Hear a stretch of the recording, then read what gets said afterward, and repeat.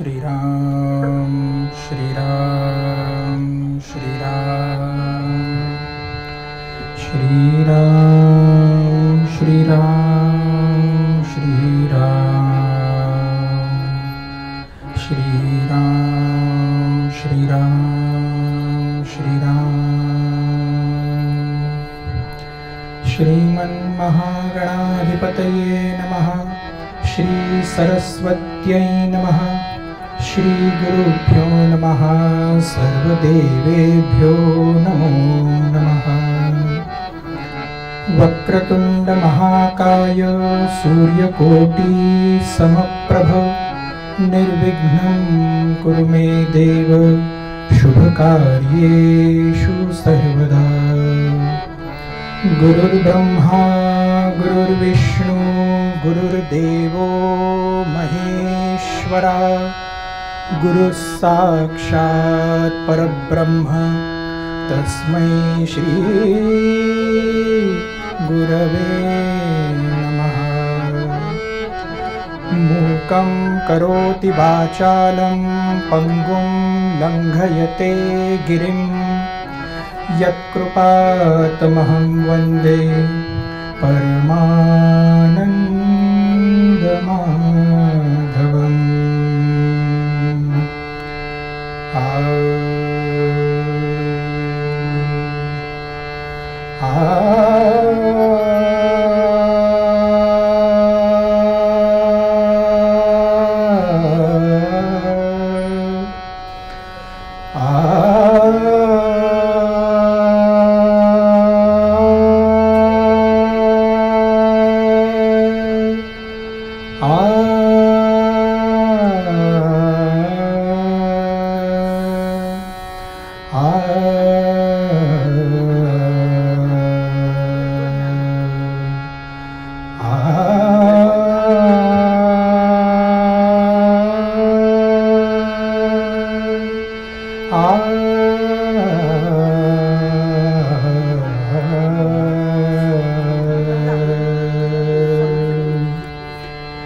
जय जय राम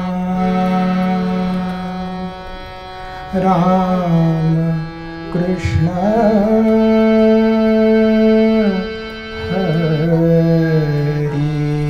जय जय राम कृष्ण हरि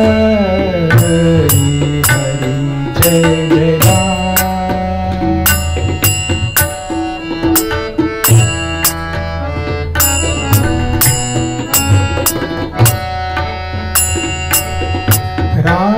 कृष्ण हरि राम कृष्ण हरि राम कृष्ण हरि हरि। जय जय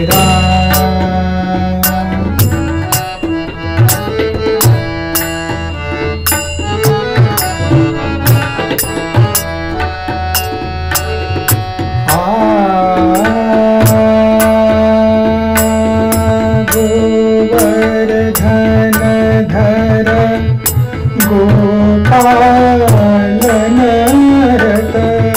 गोवर्धन धर गोपालन रत। गोवर्धन धर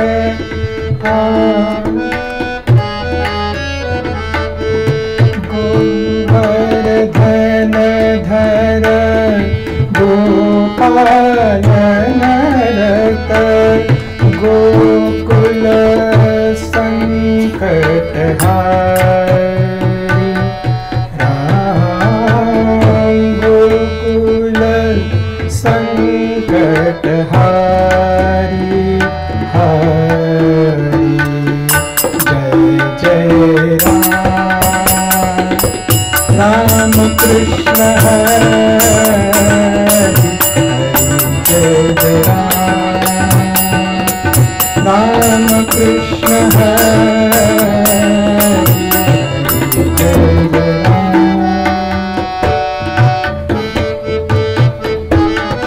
वाह।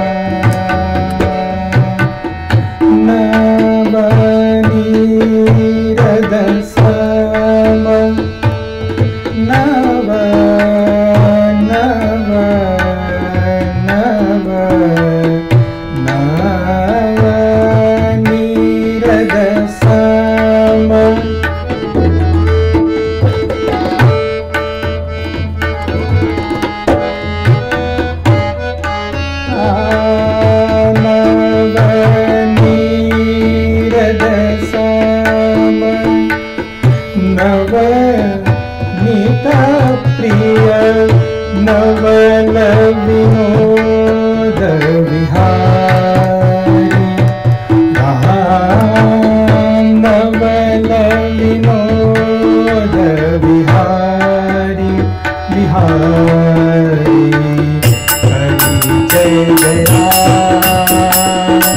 राम कृष्ण हरि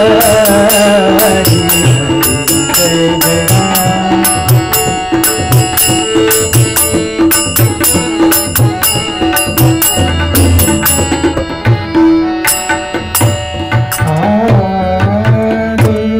सुनत दुख विमोचक दुर्जन संगम हरि जय जय राम दुर्वा सुनत दुख विमोचक दुर्जन संगम हरि जय जय राम राम कृष्ण हरि जय जय राम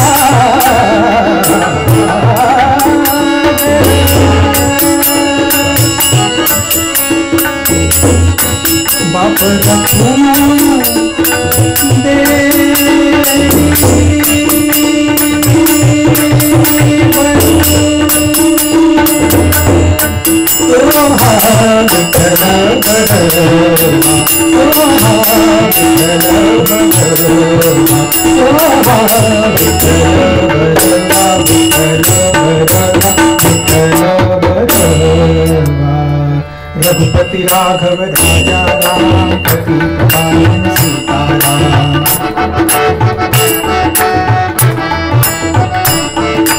रघुपति राघव राजा राम पतित पावन सीताराम।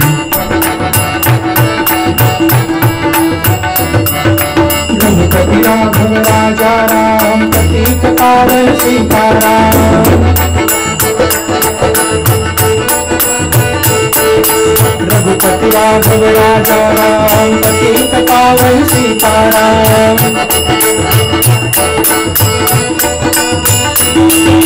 रघुपति राघव राजा राम पतित पावन सीताराम।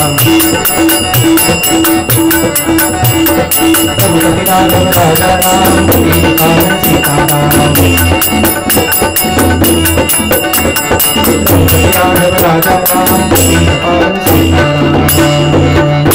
राजाधिराज रामचंद्र भगवान की, पंढरीनाथ महाराज की जय। पुंडलीक वरदा हरी विठ्ठल श्री ज्ञानदेव तुकाराम दत्तात्रेय जनार्दन स्वामी एकनाथ महाराज की जय।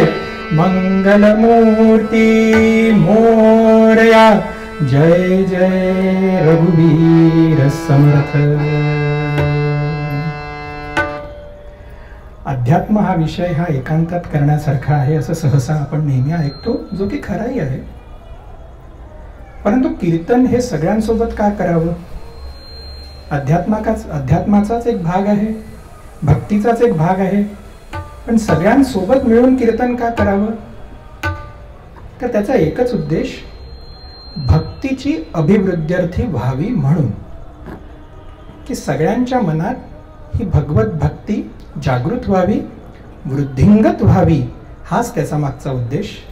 म्हणून कीर्तनकार बुवा जेव्हा इकडनं पुंडलीक वरदा म्हणतात तेव्हा श्रोत्यांकडनं हरी विठ्ठल असं अपेक्षित आहे. जेव्हा कीर्तनकार बुवा ज्ञानेश्वर महाराज म्हणतात ते तुकाराम महाराज की जय तिकडनं अपेक्षित आहे. कसं आहे, चित्रपटामध्ये ते कलाकार लोक पडद्यावरती कला दाखवत असतात, आपण इकडे पॉपकॉर्न आणि बिस्किटं खात असतो. तिथे मध्ये एक दुरावा असतो. कीर्तनामध्ये श्रोता आणि कीर्तनकार हे एकत्र मिळून भक्ती करत असतात. म्हणून कीर्तनकार जेव्हा म्हणतात पुंडलीक वरदा श्री ज्ञानदेव पंढरीनाथ महाराज की, वाह, अब आएगा मजा. आपल्याला कधी कधी अशी शंका येते की आपण टीव्ही वरती जे कीर्तन बघतो की त्याच्यामध्ये कीर्तनकार बुवा आहेत, पखवाज आहे, हार्मोनियम आहे, पेटी आहे, वीणा धरून कोणीतरी असतं, मागे भालदार चौकदार असतात आणि असंख्य टाळकरी इकडे असतात, असंख्य टाळकरी इकडे पण असतात. तसं तर काही इथे दिसत नाहीये. कदाचित बजेट कमी असेल म्हणून कदाचित असेल,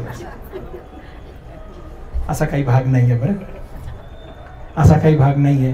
ते जे आपण टीव्ही वरती कीर्तन बघतो ते सांप्रदायिक कीर्तन, वारकरी कीर्तन. महाराष्ट्राचे आद्य कीर्तनकार म्हणजे संत नामदेव महाराजांनी जी कीर्तन परंपरा आपल्याकडे सुरू केली ती वारकरी कीर्तनाची ती परंपरा, ज्याच्यामध्ये कीर्तनकार बुवा एखादा अभंग घेतात, जय जय रामकृष्ण हरी, त्या कीर्तन पद्धतीमध्ये पण किंवा या कीर्तन पद्धतीमध्ये पण. ही कुठली कीर्तन पद्धती? बुवा एक उभे आहेत, एकीकडे तबल्याच्या साथीला कोणीतरी आहे, एकीकडे हार्मोनियमच्या साथीला कोणीतरी आहे, फक्त 3 जण. ही कुठली पद्धती? तर याला तारकाश्रम स्वामी नावाचे एक गुरु होऊन गेले 17व्या शतकामध्ये. त्यांनी ही कीर्तन पद्धती सुरू केली की ज्याच्यामध्ये कमीत कमी लोकांमध्ये दरबारात पण देखील कीर्तन होऊ शकेल. पण दरबारामध्ये जायचं असेल तर 20-20 आणि 30-30 आणि 40-40 लोक. तुकाराम महाराजांच्या कीर्तनामध्ये 14-14, 15-15 टाळकरी असायचे, नवी नवी, कधी कधी तर शेकडो टाळकरी असायचे.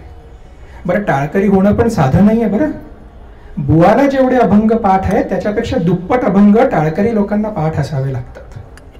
आणि बुवा समजा अभंग गाताना चुकला तर टाळकरी टाळ खाली ठेवून म्हणतात की नाही, आम्ही नाही गाणार. आणि बुवा चुकले तर टाळकरी सांगतात, बुवा चुकले बरं, इथे असं आहे ते. पखवाजवाले तेवढेच ज्ञानी.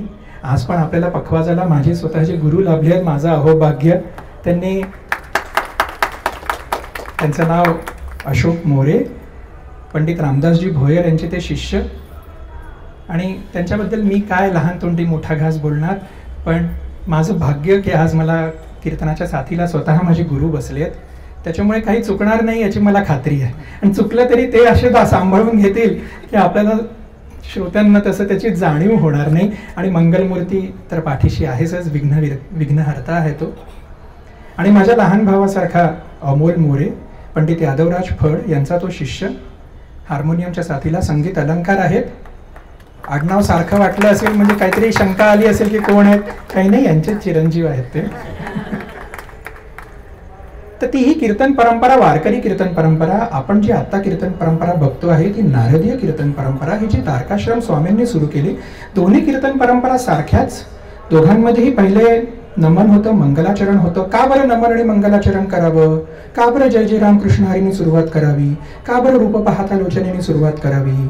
कारण की आपलं जे ध्यान इकडे तिकडे गेलेलं आहे ते एकत्र भक्तीच्या ठिकाणी यावं, त्या रामाच्या ठिकाणी यावं आणि त्या रूपाच्या ठिकाणी. म्हणून रूप पाहता लोचनी सुख झाले हो साजणी. साजणी म्हणजे आपल्या बुद्धीला ज्ञानेश्वर माऊली म्हणतात आहे, आपली बुद्धी म्हणजे त्यांची मैत्रीण.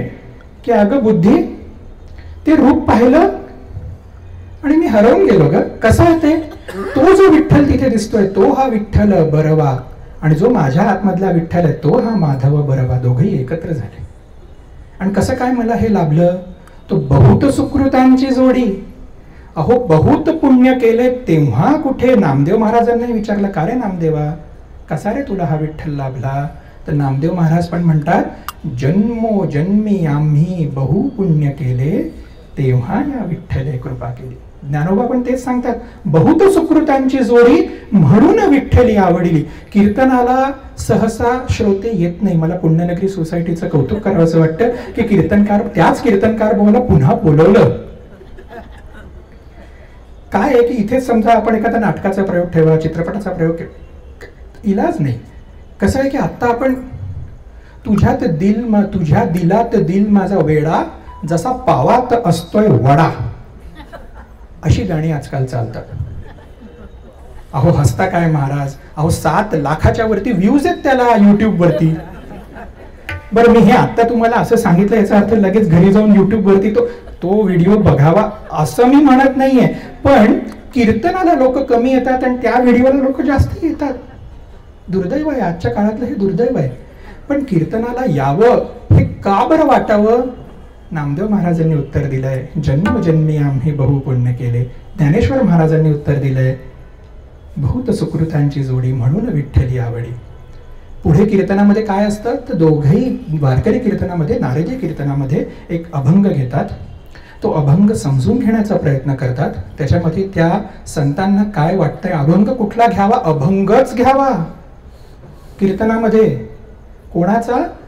ज्ञानोबा ते निळोबा या संत परंपरेतील कुठल्या तरी संतांचा अभंग घ्यावा, तो समजून घेण्याचा प्रयत्न करावा आणि त्या अभंगाला साजेशी जी एक गोष्ट आहे त्याला आख्यान म्हणतात. ते दोन्ही कीर्तन परंपरेमध्ये आहे. वारकरी कीर्तन परंपरेमध्ये पण आहे, नारदीय कीर्तन परंपरेमध्ये पण आहे. फक्त नारदीय कीर्तन जे आपण आज इथे बघतोय त्या कीर्तनामध्ये त्या आख्यानाला थोडंसं एक्सटेंड केलंय. कारण की लोकांना गोष्ट ऐकायला आवडते, लोकांना तो संदर्भ जाणून घ्यायला आवडतो. हे आम्ही ऐकलं, पण हे आजच्या जगामध्ये वागणं कसं शक्य आहे हो? ही गोष्ट आहे का? म्हणून ते आख्यान. म्हणून ही नारदीय कीर्तन परंपरा जी आपण आज बघतो आहे, वारकरी कीर्तन परंपरा TV वरती आपण जी बघतो, दोन्ही कीर्तन परंपरा उत्कृष्टच आहेत.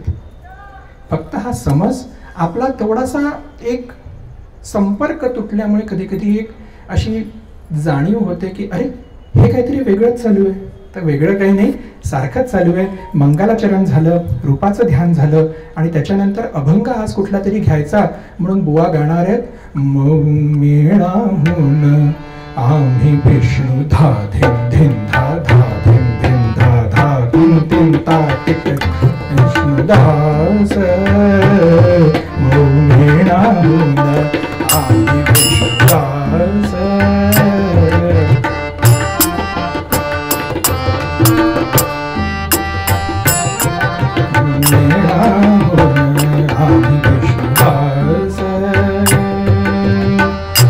कठिन वज्रास भेदुईसे कठिन वज्रास भेदुईसे से आदि विश्वास मेरा आदि विश्वास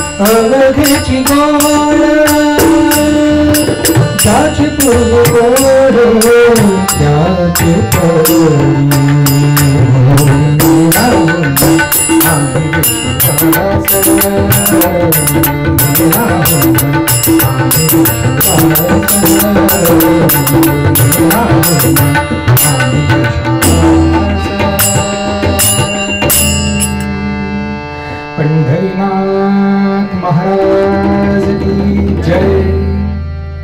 मऊ मेळाहून आम्ही विष्णुदास कठीण वज्रास भेदू ऐसे।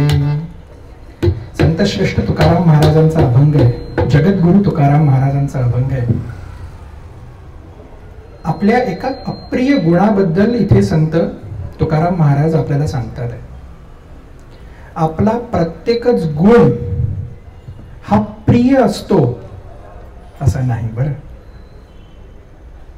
कधी कधी गुण जरी चांगला असला तरी तो कामास येत नाही। कसं आहे, आपल्या तब्येतीबद्दल चांगलं सांगणारा किंवा खरं सांगणारा डॉक्टर मिळाला सहसा त्याचा दवाखाना चालत नाही बरं। एक भविष्यकार होता, राजाकडे गेला राजा, माझं भविष्य आजपर्यंत कधी चुकलं नाही. राजा म्हणाला, वाह, खूप छान. कसं आहे बरं, सांग बरं माझं भविष्य काय. त्यांनी सांगितलं, अरे राजा, काय माहितीये का, तुझ्या कुटुंबातले सगळे लोक तुझ्या आधी मरणार आहेत म्हणे. त्या राजाला इतका संताप आला. अरे मी खरं सांगितलं. राजाने आत्ताच्या आत्ता मृत्यू दंड दिला त्याला. तो भविष्यकाळ रडायला लागला, जेलमध्ये गेला, कारागृहात गेला. शेवटी महामंत्री त्याला भेटायला गेला. का हो, आता उद्या तुम्हाला फाशी होणार आहे. तो म्हणे, का बरं फाशी. हो काही नाही म्हणे, मी राजाला भविष्य सांगितलं, खरं सांगितलं हो, माझं भविष्य कधीच खोटं ठरत नाही. महामंत्री म्हणाला, अहो तुम्ही खरं सांगितलं, पद्धत चुकली. म्हणे काय, तुम्ही काय सांगितलं, भविष्य काय आहे. म्हणजे त्याच्या परिवारातले सगळे लोक त्याच्या आधी मरणार आहेत. असं का.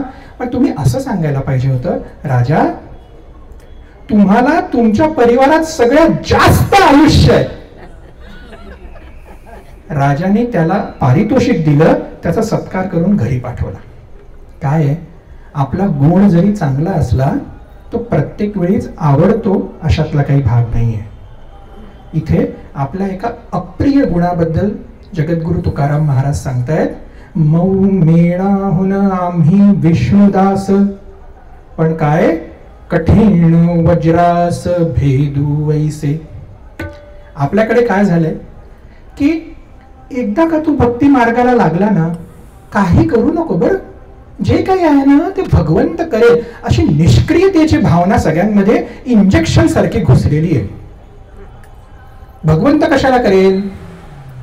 आणि समजा सगळं भगवंतानीच करायचंय तर मग हा ठोंब्या काय करेल. भगवंतानी भगवद्गीतेमध्ये निष्काम कर्मयोगाची भावना सांगितलेली आहे, निष्क्रिय कर्मयोगाची भावना सांगितलेली नाही. निष्क्रियता आणि निष्कामतामध्ये भरपूर फरक आहे. निष्क्रिय नाही व्हायचंय, कर्म करत राहायचंय, फक्त तो निष्कामतेने करत राहायचंय. बरं, निष्कामतेने म्हणजे कसं हो, म्हणजे मी नोकरी करायची, मी धड धड धड राब राब राबायचं, मी आपल्या बॉसचं सगळं म्हणणं ऐकायचं, आणि जेव्हा वर्षाचा शेवट येतो आणि पगार वाढीची वेळ येते तेव्हा बॉस काय म्हणतो, कर्मण्येवाधिकारस्ते मा फलेषु कदाचन. कर्म कर, फळाची अपेक्षा करू नको, भगवंतांनी सांगितलंय भगवद्गीतेमध्ये. बायको म्हणते की नाही नाही, मी राब राब राबायचं, मुलांचा सकाळी डबा करायचा, नवऱ्याचा डबा करायचा, सगळ्यांना ऑफिसमध्ये व्यवस्थित घेऊन जायचं, मुलांचं सगळं व्यवस्थित सांभाळायचं, घर सांभाळायचं, किराणा 10 पेक्षा कमी किमतीमध्ये आणायचा, थोडंसं घर खर्च वाचवायचा, आणि जेव्हा दसरा दिवाळी येते तेव्हा एक साधा दागिन्याची अपेक्षा नाही करावी का महिला वर्गाने. करावी का. नक्की करा, बुवा तुमच्या पाठीशी आहे.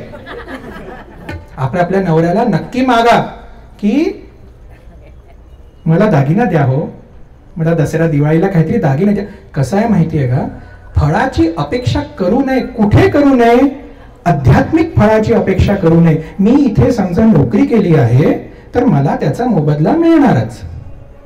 तो मोबदला मी वापरायला अगदी पुरेपूर योग्य आहे, आणि शास्त्राने पण त्याला आधार दिलेला आहे. तुकाराम महाराज पण वाणी होते. अहो त्या काळात 200 रुपयाचा नफा कमावणारे तुकाराम महाराज वाणी होते. म्हणजे त्यांना काही व्यापार समजत नव्हता का. त्यांना व्यापार समजत होता. त्यांना कोणी असं नाही म्हटलं, अहो तुम्ही तर आध्यात्मिक मार्गाला गेले ना, तुम्ही तर पांडुरंगाच्या चरणी लीन झाले ना, मग तुम्ही वाणीचा व्यापार कशाला करताय. अहो पोटासाठी, व्यवहारासाठी जे करायचं ते करायचं.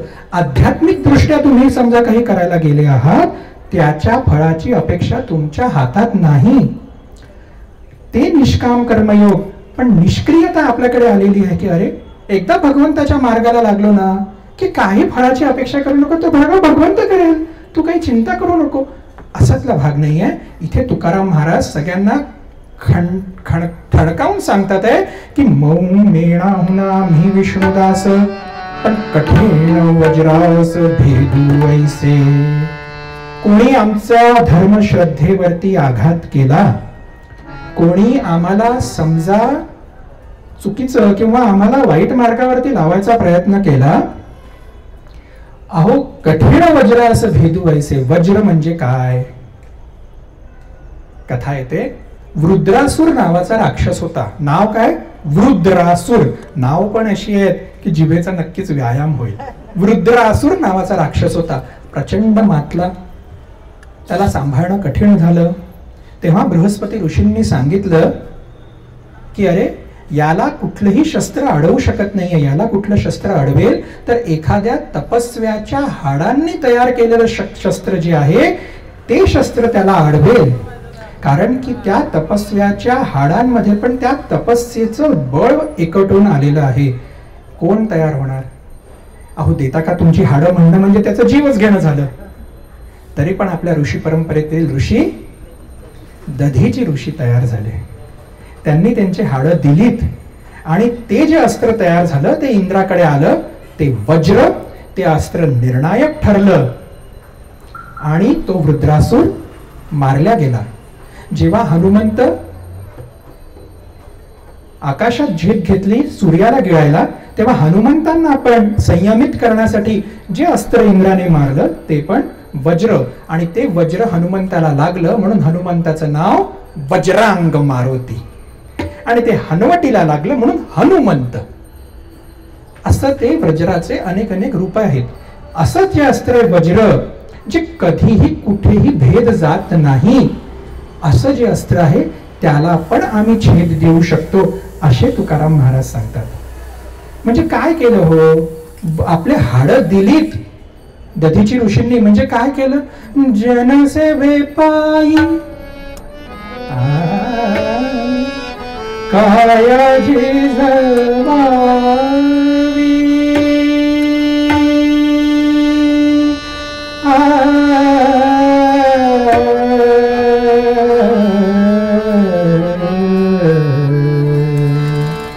घाव सुसुमिया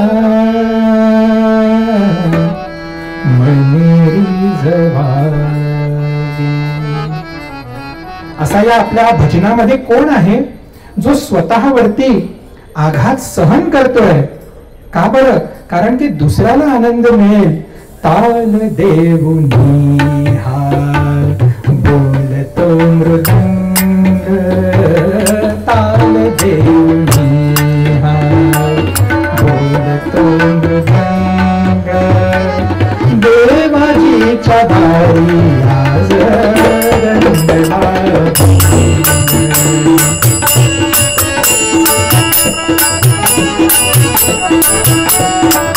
टाळ एकमेकांवरती आघात करतात आहे, कारण की त्या आघातामुळे दुसऱ्यांना आनंद मिळेल. टाळ बोलची नाच माझ्या संग, टाळ बोलची नाच माझ्या संग, देवाजीच्या दारी आज रंगला भंग, देवाजीच्या दारी आज रंगला भंग, देवाजीच्या दारी आज रंगला भंग. आपल्या परंपरेमध्येच आहे. अहो, जनसेवेसाठी काया झिजवावी. दधीची ऋषींनी रुद्रासुराला त्रास दिला, रुद्रासुराचा निपात केला आपल्या हाडा देऊन. तेच प्रकार तुकाराम महाराज पण सांगतात, कठीण वज्रास भेदू वैसे. पुढे ते सांगतात, भले देऊ काठीची लंगोटी, नाठाळाचे माथी हाणू काठी. थोडा विचार केला तर आपल्याला कळेल ज्ञानोबा माऊलींनी काय सांगितलंय. जे खळांची व्यंकटी सांडो, तया सत्कर्मी रती वाढो, भूता परस्परे जडो मैत्र जीवांचे. अहो, खळ जे असतील, खळ हे प्रपंचामध्ये, संसारामध्ये, या जगामध्ये राहणारच आहेत. त्यांची फक्त दुर्बुद्धी नाहीशी होऊ दे असं ज्ञानोबांनी विनंती केली, पांडुरंगाकडे याचना केली. पण 400 वर्ष झालीत खळांची व्यंकटी काही सांडतच नाहीये. हे जेव्हा तुकोबांना कळलं तेव्हा तुकोबा सांगतात, नाठाळाच्या माथी हाडू काठी. अहो, काठी मारल्याशिवाय हे ऐकणारच नाहीये, तर आम्ही काठी मारू, हे तुकोबांनी ठणकावून सांगितलं. पुढे सांगतात, माय बापाहुनी बहु कृपावंत. माय बाप कृपावंत आहेत का हो आपल्या मुलांसाठी? नक्कीच आहेत. अहो, कोणत्या आई वडिलांना वाटतं की आपल्या मुलाचं काहीतरी नुकसान व्हावं? नाही ना. थोडासा व्हॉल्यूम कमी, थोडासा व्हॉल्यूम कमी. कोणत्या आईवडिलांना वाटतं की आपल्या मुलाचं नुकसान व्हावं? नाही हो, कोणालाच नाही वाटत. पण असे अनेक प्रसंग येतात की जेव्हा इतिहासाने बघितलेलं आहे की आई वडिलांनी कठीण काळामध्ये आपल्या मुलांना देखील त्याग केलेला आहे. अहो, विमानात बसल्यानंतर पहिले ती एअर होस्टेस आपल्याला सांगते की पहिले स्वतःचा मास्क लावा, नंतर इतरांचा मास्क लावा. बाजूला तुमची बायको का बसली असे ना, तुमचं कितीही तिच्यावरती प्रेम असे ना, पहिले तिच्या मास्क लावायचा नाही, पहिले स्वतःचा मास्क लावायचा जेव्हा काही टर्ब्युलन्स येतो विमानामध्ये. असे अनेक प्रसंग आपण बघितलेले आहेत की अनेक अनाथाश्रय जे तुम्ही बघितले ना, अनाथालय बघा. अहो, ज्या आईवडिलांना आपल्या लहान बाळाला सांभाळता येत नाही त्या अनाथालयामध्ये ते आपले आईवडील त्यांना सोडून येतात. तर माय बाप पण जेव्हा मुलांचा त्याग करतात तेव्हा संत म्हणतात, माय बापाहुनी बहु कृपावंत. झालीये का हो अशी कथा? झालीये की? अहो, संत तुलसीदास, अहो सहसा बाळाचा जन्म 9 महिन्यामध्ये आईच्या गरोदरात बाळ राहतं आणि बाळाचा जन्म होतो. संत तुलसीदासांच्या कथेमध्ये असं सांगतात की संत तुलसीदास 12 महिने आईच्या गर्भामध्ये होते आणि जेव्हा त्यांचा जन्म झाला तेव्हा दाता सकट त्यांचा जन्म झाला. आणि ते जन्म झालेलं बाळ जेव्हा तुलसीदासांनी बघितलं पंचम मध्यम, तेव्हा त्या बाळाला बघितल्या बरोबर सगळ्यांनी म्हटलं, द्या द्या टाकुनी आला, द्या द्या टाकुनी आला, राक्षस हा पिशाच अवतरला, मारिन सर्व जगाला, मारिन सर्व जगाला,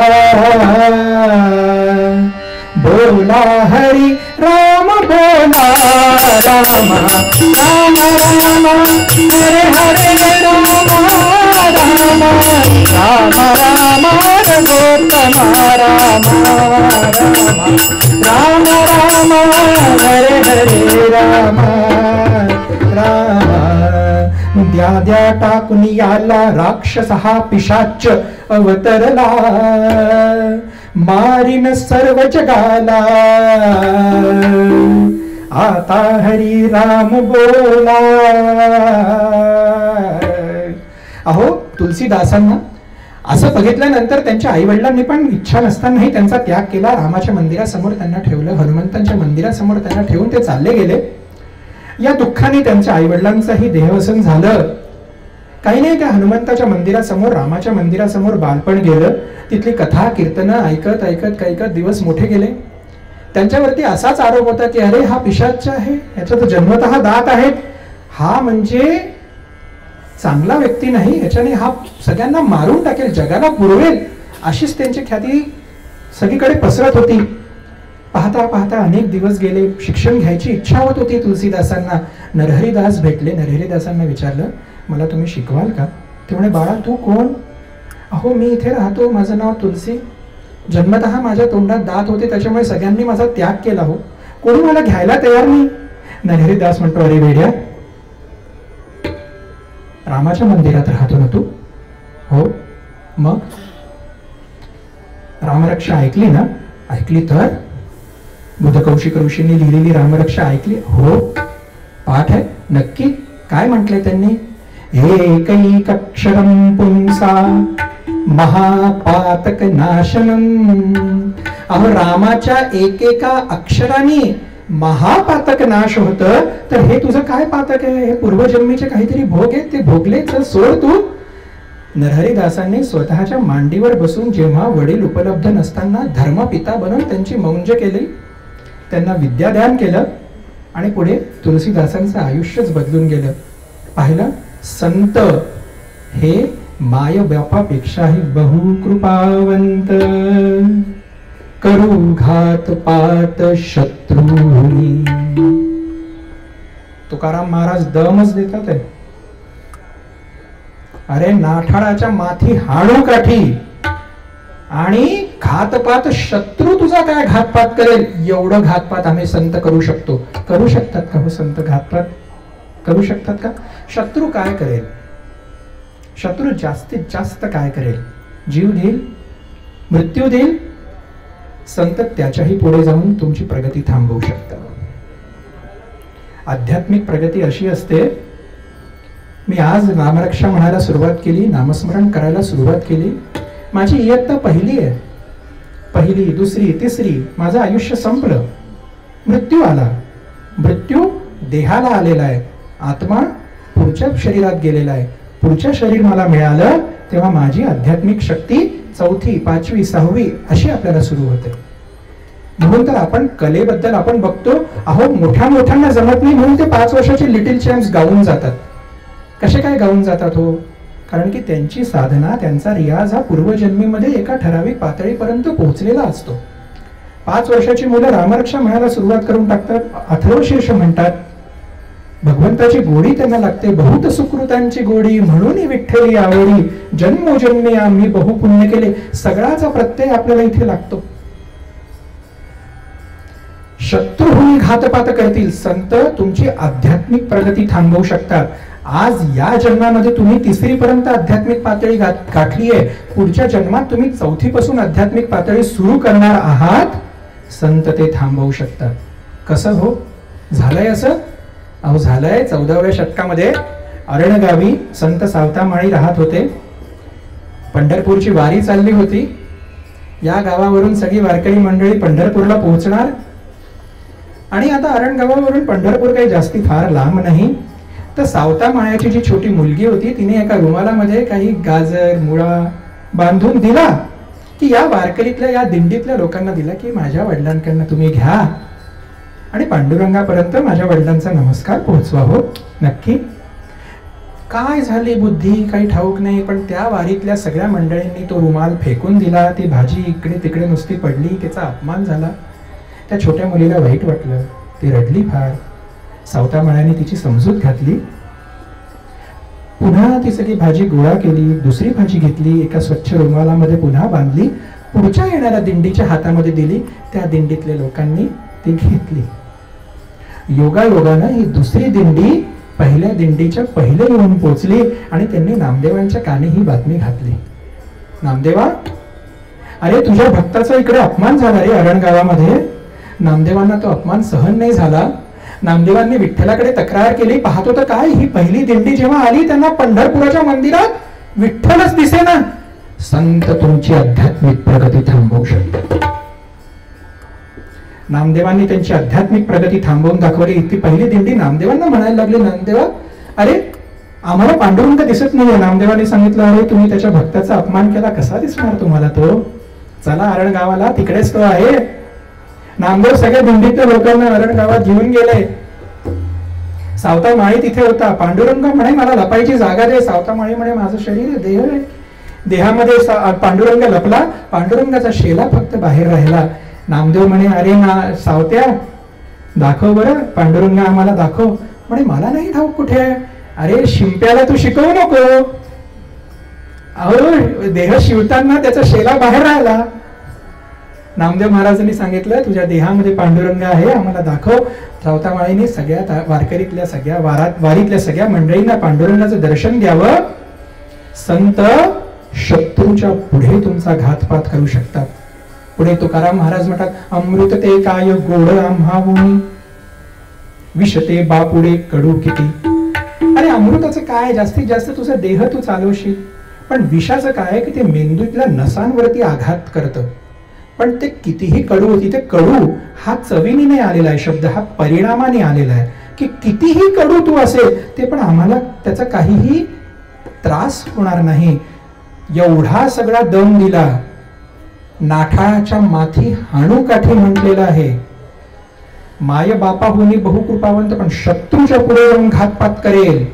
विष ते काय कडू. एवढा दम दिल्यानंतर तुकाराम महाराज म्हणतात, तुका म्हणे आम्ही अवघेची गोड, आम्ही गोडच आहोत म्हणे. एवढा दम दिल्यानंतरही ते म्हणतात की आम्ही आहोत गोडच आहोत. पण कोणासाठी, ज्याचे पूर्वी कोड त्याचे परी, तू जसा वागशील तसं तुला फळ मिळणार आहे. म्हणून संत संगती नेहमी असू द्यावी. अहो संत संगतीमध्ये काय आहे की सुंदर उपमा आहे की संतांच्या संगतीत आपण राहिलो तर आपण संतांसारखे होतो. एका मुलाने छान प्रश्न विचारला, बुवा आपण संतांच्या संगतीत राहिल्यानंतर आपण संतांसारखे होतो, मग संत आपल्यासारखे नाही होणार का? एखादा दुर्बुद्ध मनुष्य गेला संतांच्या पाशी आणि संत तिकडचे नाही झाले का? असं नाही होणार का? विषय तसा नसतो. फुलाचं उदाहरण दिलेलं आहे. अहो फूल कसं आहे, मातीमध्ये असतं, चिखलामध्ये असतं. त्या फुलाचा वास त्या मातीला येतो, पण मातीचा आणि चिखलाचा वास त्या फुलाला कधी लागत नाही. तसे संत आहेत. संत आपल्याला त्यांच्या पातळीपर्यंत घेऊन जातात. सद्गुरु वाचोनी सापडे ना सोय, धरावे ते पाय आधी आधी. म्हणून सद्गुरूचे पाय आधी धरावे. का? आपण सारिखे करीती तात्काळ. अहो तात्काळ ते कोणासारखं करतात? सद्गुरू हे आपल्यासारखं त्या शिष्याला करून घेतात. म्हणून सद्गुरूंचे पाय धरावे, संतांचे पाय धरावे. आणि म्हणून तुकाराम महाराज सांगतात की माझ्या भगवत भक्तीचे पाय धरा, माझ्या सगळ्या संत मंडळींचे पाय धरा आणि त्यांची तुम्ही टिंगल टवाळी केली. ज्ञानोबा काय, तुकोबा काय, टिंगल टवाळी केली. माझ्या रामदास स्वामींबद्दल टिंगल टवाळी केली, माझ्या एकनाथ महाराजांबद्दल टिंगल टवाळी केली, जनाबाई, माझ्या मुक्ताबाई, माझ्या कुठल्याही संतांबद्दल टिंगल टवाळी केली. माझं पांडुरंग ऐकून घेणार नाही. पांडुरंग काय, पांडुरंगाचा भक्त पहिले ऐकून घेणार नाही, कारण आम्ही नाठाळाच्या माथी हाणू काठी. आता निष्कामतेचं कर्म तर करायचं आहे आणि निष्क्रियता सोडून द्यायची आहे, हे तुकाराम महाराजांनी सांगितलेलं आहे आपल्याला. म्हणून आता आपण जे आख्यान ऐकणार आहोत त्या आख्यानामध्ये पण आपल्याला असंच दिसेल की समजा कोणी आमच्या भगवताबद्दल वाईट विचार केला तर फक्त भगवंत येऊन आपल्याला वाचवेल अशी वाट न बघता, भगवंताचे जे भक्त आहेत ते स्वतः उभं राहून नाठाळाच्या माथी हाणू काठी असं आपल्याला त्यांचं चरित्र बघायला मिळेल. म्हणून पूर्वपदाचा अभंग पुन्हा लक्षात घ्यायचा. आम्ही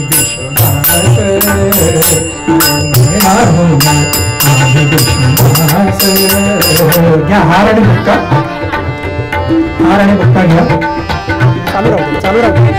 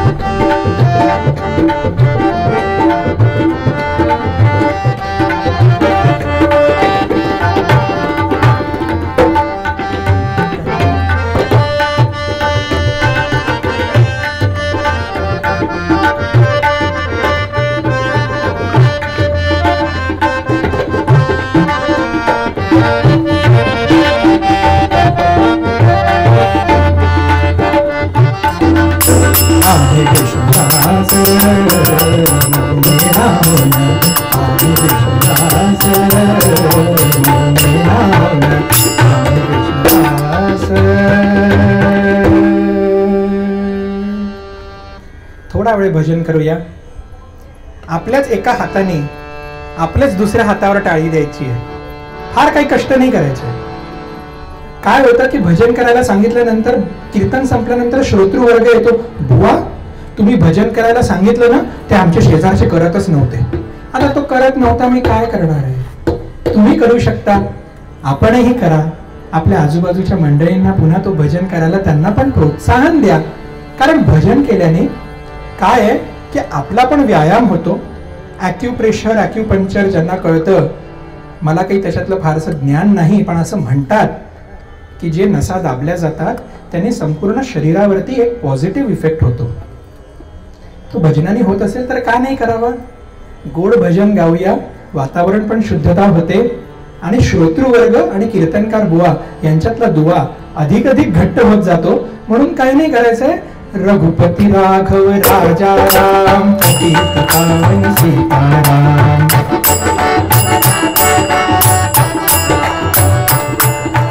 रघुपती राघव राजा राम, पतित पावन सीताराम.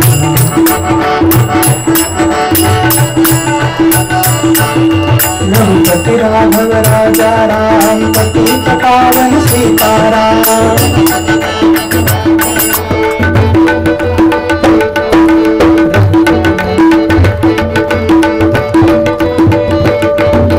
रघुपति राघव राजा राम, पतित पावन सीताराम।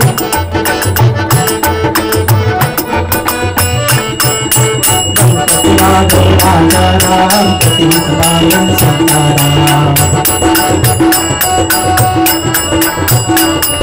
गणपति राघव राजा राम, पतित पावन सीताराम।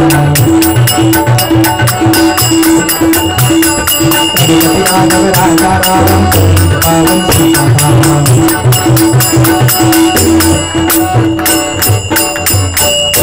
राजाधिराज रामचंद्र भगवान की जय। पंढरीनाथ महाराज की जय। मंगल मूर्ति मोरया। जय जय रघुवीर समर्थ। पैजेचा इडा उचलून, पैजेचा इडा उचलून,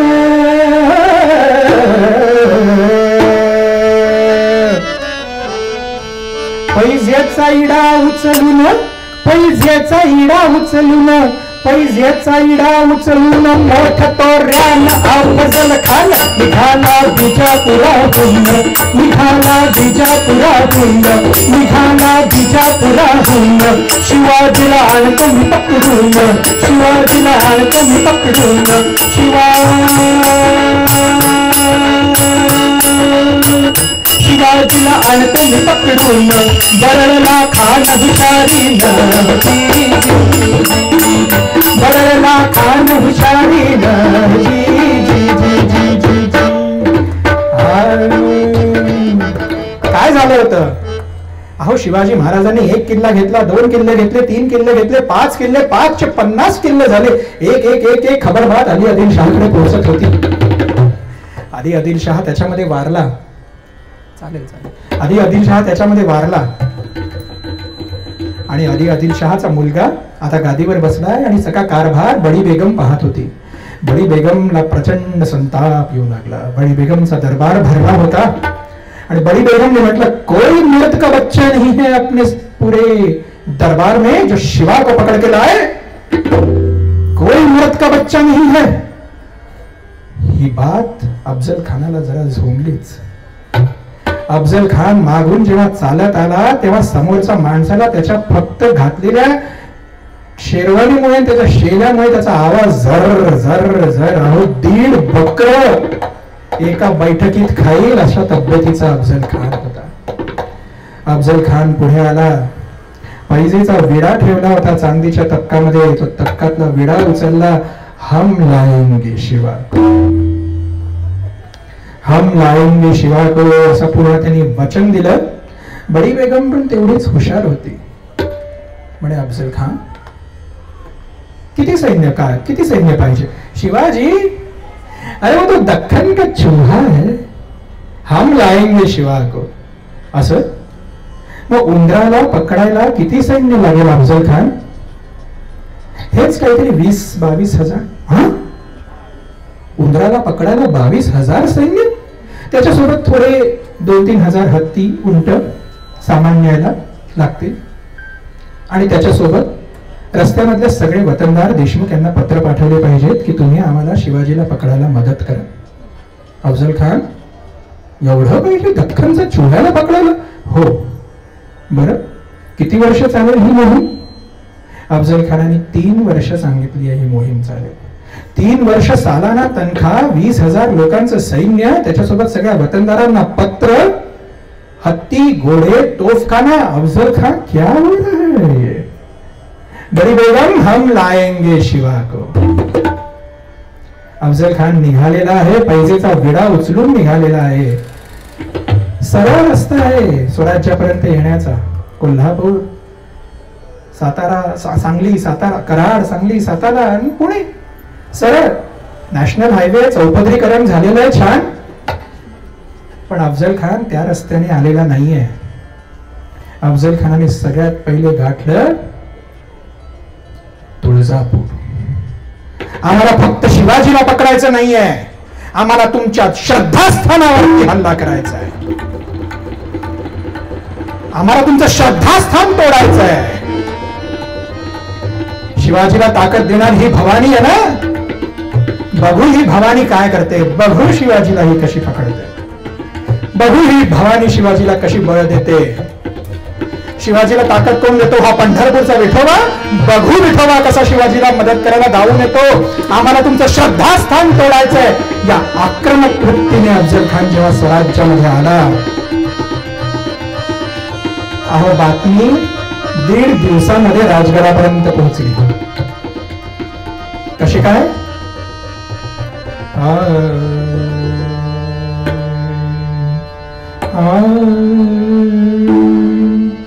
जोमात निघाला खान सरदार बिजापूरवाला.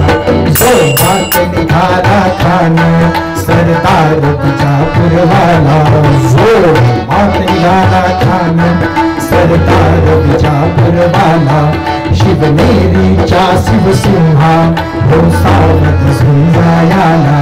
शिवनेरीच्या शिवसिंहा हो सावध झुंजायाला. हा वार्ता पोचविणारे, या वार्ता पोचविणारे भगव्यावेशी फिरणारे. शिष्य ते मठाचे प्यारे, ते घोकत होते मंत्र. जय जय रघुवीर समर्थ. ते घोकत होते मंत्र. जय जय रघुवीर समर्थ. ते घोकत होते मंत्र. जय जय रघुवीर समर्थ. एका 1.5 दिवसामध्ये ही बातमी राजगडापर्यंत येऊन पोहोचली की शिवाजी महाराज सावध रहा, विजापूरहून सरदार निघालेला आहे. समर्थांचं पत्र इतकं सूचक आहे, त्या पत्राचे प्रत्येक कोड लँग्वेज समजण्यातच खरी गंमत आहे. पत्रातल्या प्रत्येक ओळीला अर्थ आहे, तो आध्यात्मिक आहे. पण त्या प्रत्येक ओळीचं पहिलं अक्षर घेतलं तर आपल्याला कळतं विजापूरचा सरदार निघाला आहे. शेवटचं वाक्य महत्वाची आहे. एकांती बैसोनी विवंचना करोनी इष्ट योजना करावी. शिवाजी महाराजांना कळत नव्हतं का की आपल्याला याला एकांतात भेटायचं आहे? कळत होतं. पण आपले आई वडील काय असतात की आपल्या मुलाला जरी अरे परीक्षेला चाललाय, कंपोस्ट नेला ना, पेन्सिल नेली ना, टोक केलाय ना, त्याला रबर नेलंय ना, खोड रबर, हॉल तिकीट आहे की नाही, आपण कसं सांगतो ना मुलांना, तसं समर्थांनी सांगितलेलं आहे, सूचना केलेली आहे महाराजांना. एकांती बैसोनी विवंचना करून इष्ट योजना करावी. विवंचना म्हणजे काय हो? वंचना म्हणजे फसवणूक. पण त्या वी आणि वंचनामध्ये थोडीशी जागा दिली आहे. कोड लँग्वेज समजण्यातच मजा आहे. विवंचना म्हणजे इथे नुसती फसवणूक नाहीये. विवंचना म्हणजे ए क्लास फसवणूक, फर्स्ट क्लास फसवणूक. चांगलं फसवून तुम्ही अफजल खानाचा काटा काढा, असं समर्थांनी शिवाजी महाराजांना सूचना केलेली आहे. पण ती सूचना महाराजांपर्यंत पोहोचली. इकडे खान तुळजापूरची भवानी फोडली,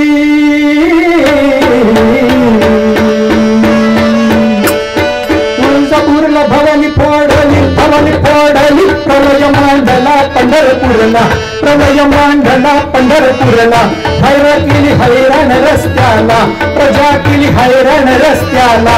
येऊन पोचला खान वाईला, जी जी जी जी जी. येऊन पोचला खान वाईला, जी जी जी जी जी जी. येऊन पोचला खान वाईला, जी जी जी जी जी जी.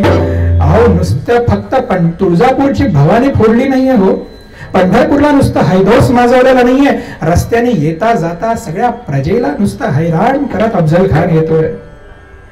तुळजापूरची भवानी जेव्हा अफजल खान त्या मंदिरामध्ये गेला, दंडखेळची मूर्ती त्यांना उचलून बाहेर आणली. त्या दंडखेळच्या मूर्तीला फोडलं, जातेदार बोलवले, जातमध्ये ती दंडखेळची मूर्ती त्या दगडाची चुरा केला, त्याच्यावरती हत्ती नाचवला. तेव्हा वाईट एवढंच वाटतं, फक्त जागृत देवस्थानाच्या बाजूला राहून आपण काही सुरक्षित आहोत असा काही कोणी समज करून घेऊ नका. पुन्हा पूर्वपदाच्या अभंगाची आठवण येते. तुकाराम महाराज सांगतात, नाठाळाच्या माथी हाणू काठी. अरे फक्त जागृत देवस्थानाच्या बाजूला राहिले म्हणून आपण काही सुरक्षित नाही आहोत. जागृत देवस्थानाच्या बाजूला राहणाऱ्या भक्तांची मनगट जेव्हा जागृत असतात तेव्हा ते जागृत देवस्थान आपल्या पाठीशी मदत करतं. मला जे शक्य आहे ते मी करेल, मला जे शक्य होणार नाही ते शक्य करायला भगवंत येणारच आहे. हनुमंत जेव्हा रावणाला भेटायला लंकेमध्ये गेले, युद्ध जिंकल्यानंतर जेव्हा हनुमंत वापस आले आणि वापस राम सीता हनुमंत अयोध्येला जायला निघाले, तेव्हा राम सीतेला पुष्पक विमानात सांगत होते, अगं सीते, हे बघ इथे ऋष्यमुख पर्वत, इथे मला सुग्रीव भेटला, हे बघ त्या पर्वतावरती अंजनी माता हनुमंताची आई भगवान शंकराचं नामस्मरण करते. तेव्हा सीतामाईने म्हटलं, मला त्या अंजनी आईचं दर्शन घ्यायचंय. राम त्या सीतामाईकडे घेऊन गेले, सीतामाईला अंजनी मातेकडे घेऊन गेले आणि अंजनी माताला सांगितलं, अगं आई, तुझ्या हनुमंतानी माझी किती मदत केली ग, मला रावणाचा पत्ता शोधून दिला, माझी सीता शोधून दिली, मी तुझ्या मुलाचे किती कौतुक करू, आणि त्याच्यामुळेच मी कुंभकर्ण रावणाला मारू शकलो. तेव्हा अंजनी माता म्हणते, रामा, अरे माझ्या मुलाचं तू मुलाची निंदा करू नको रे, माझ्या मुलाची निंदा करू नको. राम म्हणाले, अरे अंजनी आई, मी तुझ्या मुलाची निंदा करतच नाहीये, मी तर कौतुक करतोय. तेव्हा अंजनी माता म्हणते, रामा, अरे माझा मुलगा असताना तुला रावणाशी लढावंच का लागलं, माझ्या मुलानेच रावणाचा निपात का नाही केला, माझ्या मुलाने हनुमंतानी कुंभकर्णाला का नाही मारलं. तेव्हा रामाने सांगितलं, अगं नाही, रावणाचा वध मी स्वतः करेल आणि मगच माझ्या पत्नीला घेऊन येईल असं वचन दिलं होतं, म्हणून मला त्याचा निपात करावा लागला. अगं तुझा मुलगा तर सगळ्या सैन्याला पुरून उरणारा आहे. तेव्हा अंजनी मातेने पण आपल्याला हा सल्ला दिलेला आहे की आपल्या देवाला आपल्यासाठी धावून यावं लागतं. ही किती वाईट परिस्थिती आहे. आपण उभं राहणार की मी इथे एवढं काम करणार आहे, माझ्याच्याने नाही झालं, भगवंत करेल. अहो, बाजी प्रभूंच्या गोष्टीमध्ये पण आपल्याला हे शिकायला मिळतं. बाजी म्हणाले, महाराज तुम्ही वा पुढे, तुम्ही वा पुढे, खिंड मी सांभाळेल आणि मृत्यूला सांगेल. तोफांचे वार ऐकल्याशिवाय बाजी काही देह ठेवणार नाहीयेत. फक्त असं नाही की पांडुरंगा, बघ बाबा आमचा राजा पोहोचला विशाळगडावरती, तर थोडंसं जमलं तुला तर छे छे छे छे छे छे. बाजी स्वतः तिथे दानपट्टा घेऊन जेव्हा उभे राहिले तेव्हा 20,000 सेना बाजींच्या 300 मावळ्यांना पार करू शकली नाही. तेव्हाच आपण हे पुन्हा शिकतो. तुळजापूरची भवानी फोडली, जागृत देवस्थानाच्या बाजूला राहून आपण काही सुरक्षित आहोत याच्यातला भाग नाही. भक्तांची मनगट जेव्हा जागृत असतात तेव्हाच त्या जागृत देवस्थानाला अजून बळ मिळतं. असं जेव्हा खान वाईला येऊन पोहोचला, राजगडावरती बैठक ठरली, सगळे मावळे एकत्र बसलेत. सगळ्यांचं मत होतं की राजा, अफजल खानाची फौज 20-22 हजाराची आहे, आपली फौज जेमतेम 10 ते 12 हजाराची आहे, युद्ध काही शक्य नाहीये, काहीतरी विचार करावा लागेल, तहाची बोलणी करावी लागेल. राजांचं फक्त एकट्याचं मत वेगळं होतं. राजे म्हणाले, तहाच्या बोलणीने अफजल खान ऐकेल याच्यातले काही शाश्वती वाटत नाही. अफजल खानाचा इतिहास बघता अफजल खान तहाला मान्यता पण देईल याच्याबद्दल पण काही खात्री नाही. त्याच्यामुळे युद्धाला सामोरे जाऊया. युद्धात समजा अपयश आलं तरी कीर्ती तरी राहील आणि व्यक्ती गेला म्हणून युद्ध थांबेल. ही कीर्ती आपल्या हिंदूंना जो शाप लागला आहे ती मोडून काढायची आहे. एक पृथ्वीराज चौहान संपला म्हणून युद्ध संपलं, पद्मिनीचा नवरा संपला म्हणून युद्ध संपलं. अलाउद्दीन खिलजी पाहता पाहता पाहता दक्षिणेपर्यंत आला. हा शाप जो हिंदूंना लागलाय तो संपता कामा नाही. म्हणून खानाला पकडावं. भोरप्याचा डोंगर निवडला. प्रतापगडी खानाला पकडण्याचा निर्णय झाला. कारण एकच, जावळी रणक्षेत्र जे होतं ते घनदाट जंगलाचं होतं. खानाची सेना त्या जंगलामध्ये हरवून जाईल. तिथले रस्ते त्यांना सहजासहजी सापडणार नाहीत. आपल्या मावळ्यांना तिथले रस्ते सहजासहजी माहिती आहेत. त्याच्यामुळे खानाच्या 100 लोकांना आपले 2 मावळे पण पुरेसे आहेत. एकाच 50 असा भार होईल. म्हणून जावळी रणक्षेत्र निवडलं. पाहता पाहता रणक्षेत्रात जायची वेळ आली. प्रजा हैराण झालेली आहे रस्त्याने. त्या काळात समजा मीडिया असता तर शिवाजी महाराजांना हैराण करून सोडलं असतं. अफजल खानाने तुळजापूरची भवानी तोडली, कुठे शिवाजी? अफजल खानाने पंढरपूरला पूर्ण हैदोस माजला, कुठे शिवाजी? शिवाजी महाराजांकडनं अजून एक शिकायची गोष्ट म्हणजे विवेक. संताप येतो. अफजल खानाने तुळजापूरची भवानी फोडली कारण अफजल खानाला माहितीच होतं की आपल्या श्रद्धास्थानाला समजा आपण ठेस लावली तर शिवाजी चिडून बाहेर येईल आणि मोकळ्या मैदानामध्ये 20,000 आणि 12,000 सैन्य काही जास्त वेळ लागणार नाही शिवाजीला पकडायला आणि मारायला. पण शिवाजी महाराजांनी तो विवेक पाळला. राग येतो पण राग कधी व्यक्त करायचा याला विवेक आहे.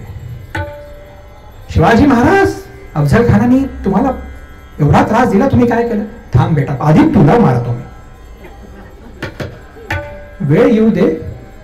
समर्थांचं पण वचन ते होतं, एकांती बसूनी विवंचना इष्ट योजना कर. डोक्यात काहीतरी चालू आहे, काय करावं काय करावं काय करावं, पण वेगळे वेगळे पण विचार आहेत. तिकडे सईबाई अत्यावस्था आहेत, आजारी आहेत. सईबाईंवरती मृत्यूचं संकट टांगती तलवार आहे. शंभूराजे अवघ्या 2 वर्षांचे आहेत. सईबाईचा निरोप घेणं अवघड. म्हणे सई, अगं आम्ही चाललोय, तिकडे प्राणनाश पण होऊ शकतो, काय करावं? ती म्हणे अहो स्वराज्य म्हणजे जसा माझा शंभू तसं स्वराज्य पण आपलंच बाळ नाही का? आपल्या बाळाला वाचवायला तुम्ही पहिले जावं. फक्त मी आहे की नाही याची काळजी करू नये, स्वराज्य पहिले बघावं. नक्की जा. सईबाईंचा निरोप घेतला. तेवढाच कठीण निरोप घेणं जिजाऊ आईसाहेबांचा होता.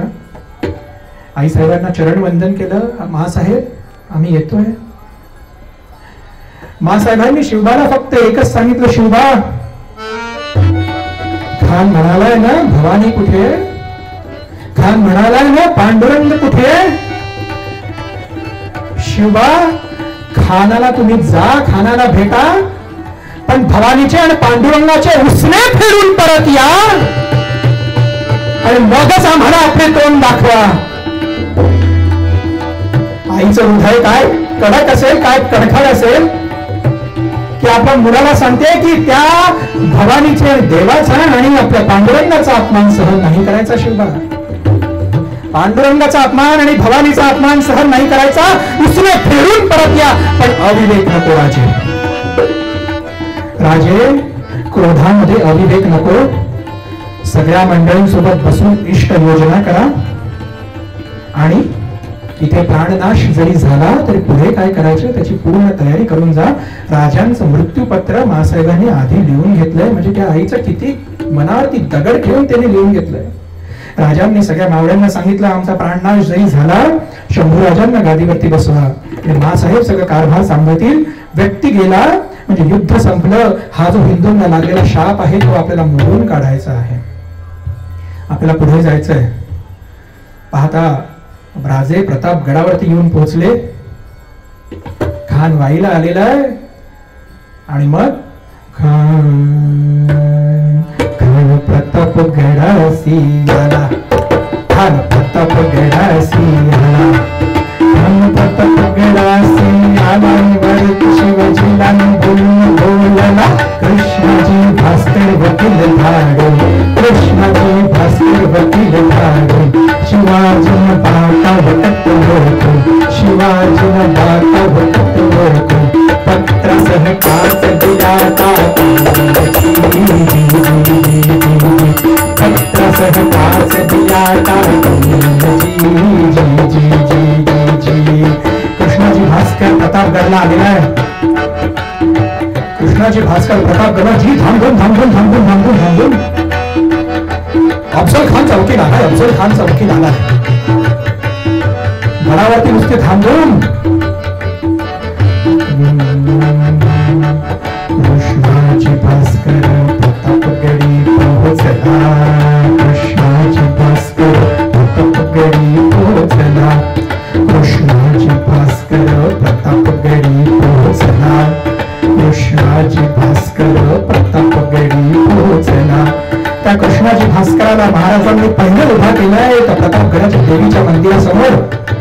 तर देवी समोर उभा करून कृष्णाजी भास्कराला म्हटलंय, कृष्णाजी भास्कर या भूमीवरती आम्ही म्हणतो तुम्हा, आम्ही म्हणतो तुम्हा भूसुर, आम्ही म्हणतो तुम्हा भूसुर.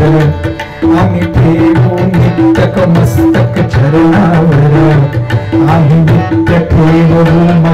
चरणावर, काय बेत सांगा खानाचा भाव रणशूर, काय बेत खानाचा भाव तुम्ही रणशूर, काय बेत खानाचा भावे तुम्ही रणशूर.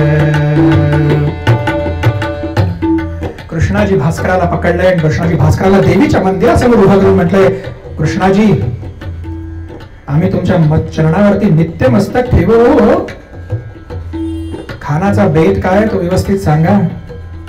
आता देवी समोर काय, मी वकील आहे, खरं सांगू नये खोटं बोलू नये.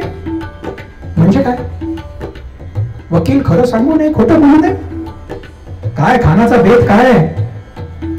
कृष्णाजीने सांगितलं, राजे हे पत्र वाचा. अली आदिलशहाचं पत्र आहे की तुम्ही घेतलेले सगळेच्या सगळे किल्ले अली आदिलशहाला परत करावेत आणि याच्या बदल्यात आम्ही तुम्हाला पुणे आणि दख्खनची जहागीरदारी मिळवून देतो आणि हे किल्ले पुन्हा तुम्हाला वतन म्हणून देतो, असं आमिषही तो दाखवतो आहे. पण राजे एवढं लक्षात ठेवा, ही काका पुतण्याची भेट आहे. काका पुतण्याची भेट म्हणजे काय हो. कोणीतरी लगेच सांगितलं, अहो ते नारायणराव आणि राघोबा त्यांनी म्हटलं काका मला वाचवा, आणि मग राघोबांनी तरी यार्दींना पाठवून त्यांना मारलं. ती भेट का काका पुतण्यांची. काका पुतण्यांची ही भेट जरी खरी असली तरी शिवकाळाच्या 100 वर्षानंतरची ही गोष्ट आहे. ही काका पुतण्याची भेट कृष्णाजी भास्कर जेव्हा महाराजांना सांगतात तेव्हा महाभारतातली आहे. का, कारण की राजांना महाभारत माहिती होतं, राजांनी महाभारत रामायण वाचलं होतं. म्हणून जी लोक म्हणतात की रामायण महाभारतामध्ये काय आहे, कशाला वाचायचं, अडीअडचणीला कामास येतं म्हणून वाचायचं. महाभारताचं युद्ध संपलं, भीमाने 99 काय 100 कौरवांना मारलेला आहे म्हणून धृतराष्ट्राला संताप आलेला आहे. अर्जुनाने कर्णाला मारलेला आहे, तरी पण धृतराष्ट्राचा संताप सगळ्यात जास्त जो आहे तो भीमावरती आहे. दुर्योधनाने युद्धाच्या तयारीसाठी भीमाच्या आकाराचा एक पुतळा करून ठेवला होता की त्याच्यावरती तो गदायुद्धाचा सराव करायचा. तो पुतळा धृतराष्ट्राच्या कक्षामध्येच होता. जेव्हा युद्ध संपल्यानंतर पांडव धृतराष्ट्राला भेटायला आले, त्यांनी म्हटलं धृतराष्ट्राने की पहिले मला भीमाशी भेट करायची आहे. काका पुतण्या, भीमाशी भेट करायला जेव्हा धृतराष्ट्र पुढे आले ते म्हणे भीमा, भीम म्हणे काका. कृष्ण तिथेच होते, त्यांनी लगेच हँड ब्रेक दाबला. भीमा लगेच जाऊ नको बरं, काका तुझा जरी साधा वाटत असला तरी पण त्याच्या मनात काहीतरी वेगळं आहे, तू पुतळा आधी पुढे ने. भीमाने पुतळा आधी पुढे नेला. धृतराष्ट्राने काय त्याच्या हातात आलं त्याला लक्षात आलं नाही, तर पूर्ण ताकदीनिशी तो पुतळा फोडून काढला. तेव्हा सगळ्यांना लक्षात आलं याच्या मनात काय होतं. भीम म्हणतो की काका तुम्ही काय केलं हे. अरे भीमा, माझ्या मुलांना मारलं त्याचा मला राग होता रे, पण आता तो राग पण गेला, तुम्ही आनंदाने राज्य करा. ही काका पुतण्याची भेट शिवाजी महाराजांना माहिती होती. अच्छा हे आहे, तर योजना केली. कृष्णाजी भास्कर जसे आपले वकील इकडनं अफजल खानाने पाठवले होते, शिवाजी महाराजांनी वकील पण पाठवला. कोण, गोपीनाथ पंत बोकील. अनेकांना इथे आश्चर्य वाटतं की अरे कृष्णाजी भास्कर ब्राह्मण वकील पाठवला, ब्राह्मण माणूस अफजल खानाकडनं गेला. अफजल खानाचा वकील ब्राह्मण होता तर शिवाजी महाराजांचा वकील पण ब्राह्मणच होता. इकडे कृष्णाजी भास्कर होते तर इकडे गोपीनाथ पंत बोकील होते. काय की आपण फक्त कथा ऐकताना आणि त्या इतिहासाचं लक्ष देताना जातपात न बघता आक्रमक आणि संरक्षक हे फक्त दोनच गोष्टी बघाव्या. आक्रमक कोण होता आणि संरक्षक कोण होता. कृष्णाजी भास्कर हे अफजल खान हा आक्रमक होता आणि त्याच्याकडनं आला होता. म्हणून जेव्हा कृष्णाजी भास्कराला तलवारीच्या फाक्याने जेव्हा शिवाजी महाराजांनी मारलं, एकाही हिंदूंनी शिवाजी महाराजांवरती आक्षेप घेतला नाही की तुम्ही ब्राह्मणाला का मारला. हा विवेक समजा सगळे हिंदू पाळत असतील तर शिवाजी महाराजांनी अफजल खानाला जेव्हा मारलं तर कुठल्याही यवनाने चिंता करू नये की आमच्या यवनाला अफजल खानाने मारलं म्हणून. तो आक्रमक होता म्हणून त्याला मारलं. तिकडे दर्या चाळणला इब्राहिम खान शिवाजी महाराजांच्या सैन्यातच उभा होता. त्यांनी कधी असं म्हटलं नाही की अफजल खान यवन आहे आणि म्हणून मी तुमची चौकरी करणार नाही. नव्हे, आक्रमक आणि संरक्षक इतकी स्वच्छ भूमिका आपली असायला पाहिजे. कृष्णाजी भास्कर ऐकडनं आले. इकडे गोपीनाथ पंत वकील अफजल खानाकडे गेले ना, खान साहेब आमचे राजे घाबरले आहेत आणि त्याचे पाय दाबायला लागला. हो, तुमचे पाय किती दुखले असतील. इकडनं आलेले पायी चालत चालत बरे वकूफ क्या औलाद, हम तो हत्ती पे चढ़ के आए हैं. हत्तीचे पाय काय, तुमचे पाय काय. तुमचे पाय प्रचंड दुखले असतील म्हणून गोपीनाथ पंत आमचे महाराज घाबरले, भेटीसाठी यावं, फक्त एकटे यावं. एकटे? ठीक आहे, 10 लोकांना घेऊन या, फक्त 10. बरं. आणि आमच्या राजांना तुमच्या सगळे तुम्ही काय म्हणताय ते सगळं मान्य करू, आमचे राजा तयार आहेत. बर, पण तुमच्यासोबत एवढी सगळी सेना आली आहे, सगळे व्यापारी आले, तुमच्यासोबत व्यापारी लोक इतके आलेले आहेत, त्यांच्याकडे हिरे जवाहर किती आहेत. आमच्याकडे काय, आम्ही सुरतवरून लुटलेला आहे, कल्याण भिवंडी, फक्त मोहरे आहेत आमच्याकडे, आमच्याकडे दागिने नाही. तुमचा सत्कार करावा लागेल की नाही. मग आम्हाला ते दागिने वगैरे द्या, तुमचे व्यापारी लोकांना आम्हाला ते सगळे दागिने घेऊन जाऊ द्या. आमचे महाराज तुमच्याच व्यापाराकडनं दागिने खरेदी करतील, तुम्हालाच देतील. कसे? दागिने पहिले घेतील, पैसे मात्र भेटीनंतर देऊ. बर. गोपीनाथ पंत वकिलांनी काय डाव रचला.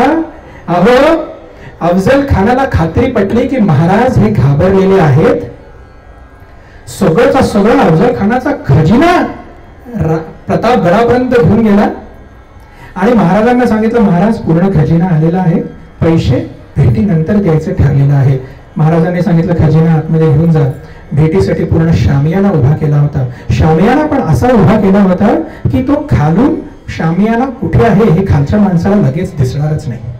महाराजांची जी 10-12 हजाराची पूर्ण जी फौज होती त्याच्यामध्ये सगळे जण म्हणत होते की अरे सगळे वतनदार सगळे त्रासून गेले होते, म्हणजे की आम्ही कसं काय महाराजांना जाऊन भेटू.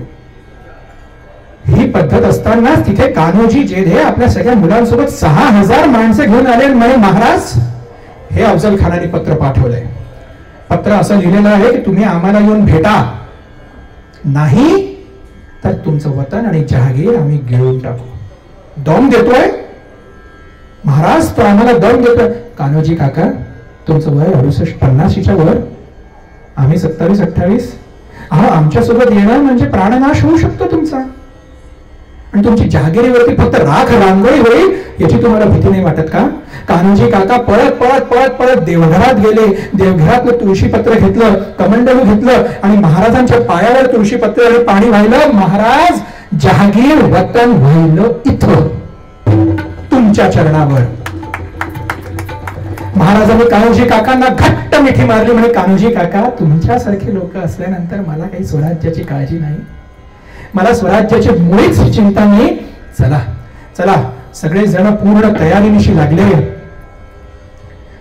आता काय करायचंय. शामियाना बसवलेला आहे. शामियाना बसवल्यानंतर आतमध्ये जागा अशी केली आहे की खान आणि महाराज यांची खुर्ची एका तलवारीच्या अंतराच्या जास्तीत जास्त दूर राहील असं बैठक ठरवण्यात आली होती.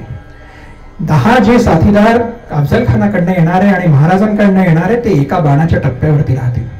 आपल्यासोबत 2 साथीदार किंवा संरक्षक खान घेऊन येऊ शकतो.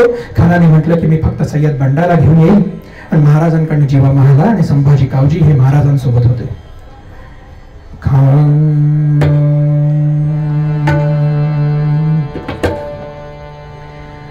आता आलेला आहे. खान प्रताप गडासी आला, खान प्रताप गडासी आला, खान प्रताप गडासी आला, खान प्रताप गडासी आला. हळूहळू खान शामियाना मध्ये आलेला आहे. राजे सावधगिरीने आलेले आहेत. राजे एकदम सावध आहे. आपण जे चित्र बघतो राजांचं, राजे असे शिवाजी महाराज अफजल खानाला भेटले असं शक्यच नाही, कारण की शिवाजी महाराजांच्या हातामध्ये वाघनखं होती आणि राजे मूलतः शरणागत मुद्रेने जात होते. म्हणून राजे हात आपल्या उपरण्यामध्ये शेलामध्ये जपून असेच आले. झिलमिल्या पडद्याने त्यांनी फक्त बघितलं की आतमध्ये कोण आहे. त्यांनी सांगितलं की इथे आहे सय्यद बंडा. महाराजांनी सांगितलं बंडाला बाहेर काढा. खानाला अजून विश्वास बसला की राजे तर घाबरलेलेच आहेत. शिवाजी बंडाला बाहेर उभं करायला सांगितलं. बंडाला बाहेर उभं करायला सांगितलं. बंडा बाहेर गेला होता, फक्त कनाटीच्या बाहेर उभा होता. झिलमिल्या पडद्यात बंडा हे सगळं प्रकार बघू शकत होता. आतमध्ये खान, शिवाजी महाराज, 2 वकील, जिवा महाला. जिवा महालाचं 1 लक्ष सगळ्या बंडावरती. संभाजी कावजीचं 1 लक्ष फक्त अफजल खानावरती. जाईच्या डोंगरामध्ये पसरलेली शिवाजी महाराजांची संपूर्ण सेना फक्त तोफांच्या भारांची वाट बघते. तोफखान्याला सांगून ठेवलं की इतक्या वेळामध्ये महाराज समजा शामियानात बाहेर आलेले आणि त्या शामियानावरती तोफ घालून ठेवा, प्राणनाश झाला असं समजून घ्या. आणि सगळ्या सैन्याला सांगितलेलं आहे की तुम्ही तुटून पडा सगळ्या अफजल खानाच्या सैन्यावरती. महाराजांनी तिथे काहीही होऊ, महाराज संपले म्हणून युद्ध संपता कामा नये. त्या काळात मोबाईल नव्हते, वॉकी टाकी नव्हते. एकमेकांवरती एक माणूस समजा फक्त दिसला तरी पूर्ण हे चक्र फसणार होतं. फक्त एकच की एकमेकांवरती दुर्दम्य विश्वास, हाच फक्त प्रकार सगळ्यांना तारून देत होता. आणि मग महाराज आले. खानाच्या समोर मग उभा राहून राहिला. खानाच्या समोर मग उभा राहिला. खानाने म्हटलं, आओ शिवाजी, आओ शिवाजी, तुम तुम्हारे सारे गुनाह माफ करके अली आदिल शाह के चरणों में आ रहे हो, हमें बहुत खुशी है. हम आपको फिर से पूरी वतन देंगे, हम आपको पूरी जहागीर देंगे. खाना ने मारने मिठी शिवाजी राजाला. खाना ने मिठी मारली शिवाजी राजाला. शिवाजी राजांचं फक्त डोकं खानाच्या छातीपर्यंत आलं. शिवाजी महाराजांना खानाने आलिंगन दिलं, डावीकडे उजवीकडे. आणि तेवढ्यात खानाने बगलमध्ये शिवाजी राजाला पकडलं. खानाने बगलमध्ये मान दाबून लागला. बगलमध्ये मान खान दाबू लागला. बेवकूफ की औलाद, तुम्हें क्या लगता है कि तुम्हारी आदिल शाह से तुम गुनहगारी करोगे तो हम तुम्हें माफ कर देंगे? अरे बेवकूफ की औलाद, तू तुम मरेगा. बगलमंदी खान दाबू लागला. खानाला दाबू लागला. महाराजांना 2 मिनिट काही समजलं. तेवढ्यात खानाने कट्यारीने घेतलं आणि car car car car car car पाठीवरती चिलखताचा आवाज झाला.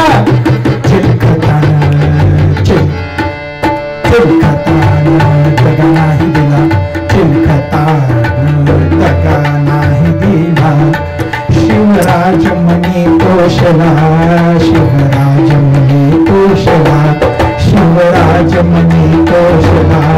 शिवराज मनी पोषला. पन्नवार खानच केला. पन्नवार खानच केला. मग कणू मळे नावाशी दाब आपुला दिली. दाब आपुला दिली. दाब आपुला दिली. पहिला वार खानानेच केला होता. चिलखताने दगा दिला नव्हता. महाराजांना आनंद झाला होता. पण खानाने इतक्या जोरात महाराजांची मान पकडली होती, काही करावं सुचत नव्हतं. तेवढ्यात डाव्या हातानं बिचवा काढला. बिचवा पोटामध्ये काढला. बिचवा पोटामध्ये मारा. उजव्या हाताने वाघ नखाने टार टार टार टार टार टार खानाचा कोथळा बाहेर काढला. कोथळा सगळ्या आतड्यात बाहेरून वळायला लागल्या. खान तगा बोलला. खान भाव बोलला. सय्यदला धावली आला. सय्यदला धावली आला. जिवा महालाचं 1 लक्ष सय्यद बंडावरती. सय्यद बंडाचा हात वरचे वर जिवा महालाने कापला. म्हणे जिवा म्हणून वाचला आपला होजी. वाचला आपला होजी. वाचला आपला होजी. खान तेवढ्यामध्ये पण तयारीनिशी होता. खानाने एक तलवार घेतली कृष्णाजी भास्करांची. शिवाजी महाराजांच्या मस्तकावर मारली. शिवाजी महाराजांना थोडक्यात जखम झाली. नाकाच्या शेंड्यापर्यंत रक्त आलं. संभाजी कावजी धावत धावत धावत आले. भयांचे पाय कापले. अफजल खानाचं मस्तक कापलंय संभाजी कावजीने. महाराज पळत पळत पळत पळत बाले किल्ल्यात गेले. बालेकिल्ल्यात गेला बरोबर सांगितलं की अरे तोफखान्याला सांगितलं इथे आता शामियानावरती तोफ मारू नको, बाहेर तोफ मार, सैन्याला कळून जाईल काय करायचं ते. आणि तोफ मारलं बरोबर सैन्य हर हर हर हर हर महादेव, आणि काय सैन्य तुटून पडलं. खालच्या लोकांना वाटलं की भेट चांगली झाली आहे म्हणून काहीतरी आनंदात त्यांनी तोफखानाचे बार केले. नवे नवे नवे खानाचे 20-22 हजार सैन्य एका क्षणामध्ये 1-1.5 प्रहरामध्ये शिवाजी महाराजांनी तोडून काढलं. शिवाजी महाराज तिथे थांबले का नव्हे, पळत पळत पळत पळत दुसऱ्या दिवशी सकाळी राजगडावरती गेले, महासाहेबांचं दर्शन घेतलं. आणि आता अफजल खानाला मारलेला आहे, 3 महिने सुट्टी घेऊया. नवे नवे नवे दुसऱ्या दिवशी मोहीम काढलेली आहे.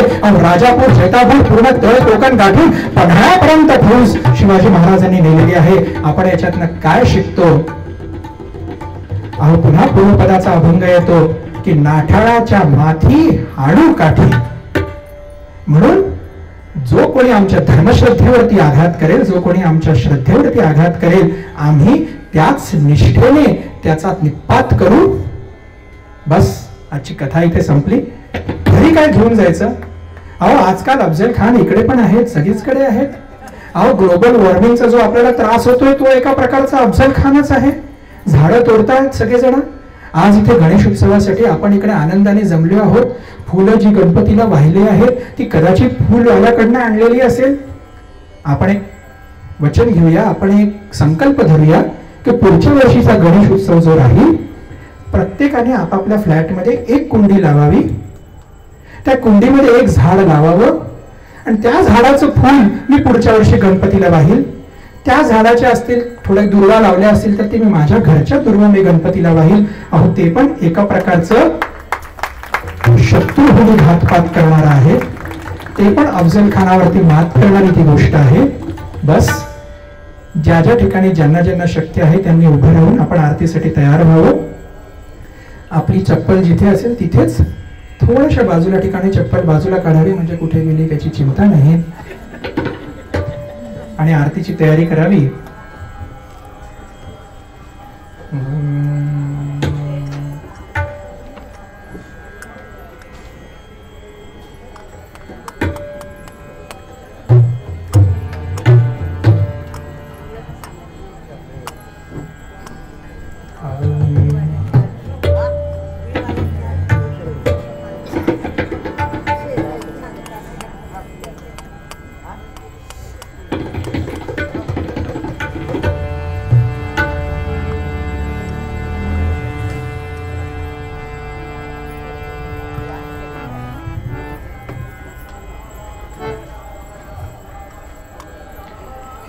ह्याची दाना देगा देवा आणि नंतर मग सुख करतात. ह्याची दाना देगा देवा मग सुख.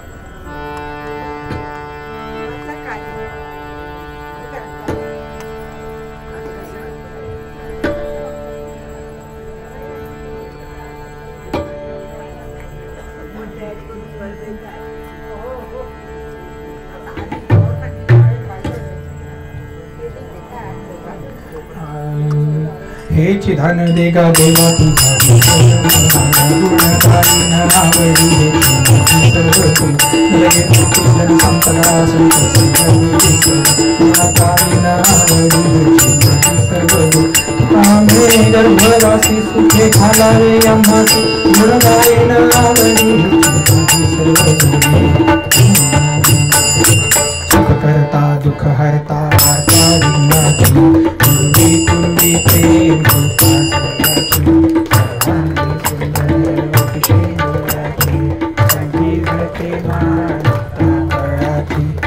देव जय मंगल मूर्ति हो श्री मंगल मूर्ति दर्शन मात्रे मन कामना पूर्ति जय देव रत्न खचित गोरा तुझ गौरी कुमरा चंदनाची होती कुंकुमेश्वरा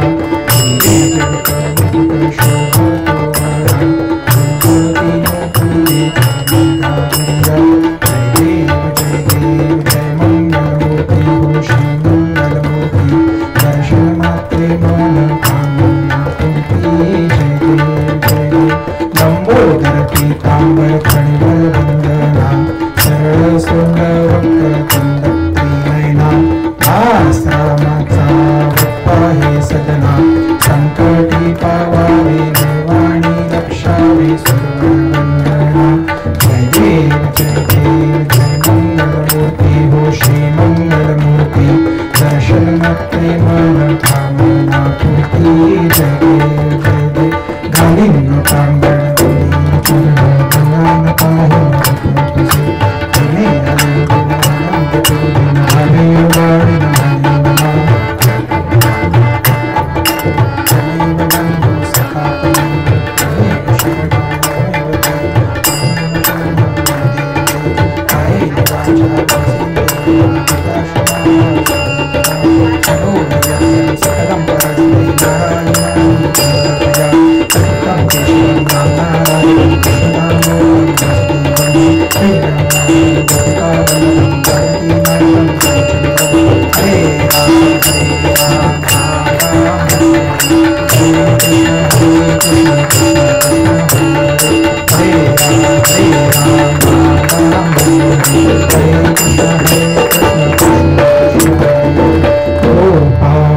कृष्ण भगवान की जय मंगलमूर्ति